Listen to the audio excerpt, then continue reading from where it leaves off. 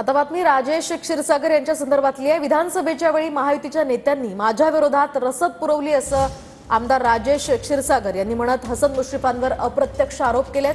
कोल्हापुरात महायुतीच्या काही नेत्यांचे काँग्रेस नेत्यांशी अंतर्गत संबंध असल्याचं सुद्धा राजेश क्षीरसागर यांनी म्हटलंय। तर यावर हसन मुश्रीफांनी सुद्धा क्षीरसागरांना उत्तर दिलंय।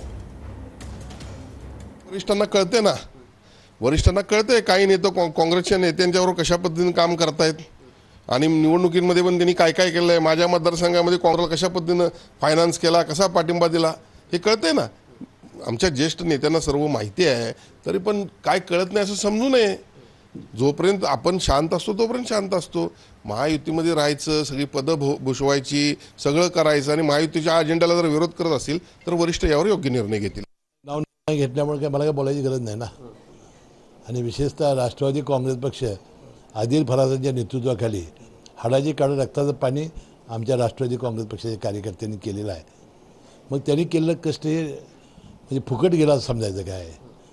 तर अशा भावना व्यक्त करून मला वाटतं काय फारसं होत नसतं, कारण यामध्ये पूर्णपणाने राष्ट्रवादी जर कामाला लागली असेल तर हसन मुश्रीफने सांगितल्याशिवाय ती लागते आणि युतीची माणसं निवडून आणायची आम्ही ठरवलेलं आहे।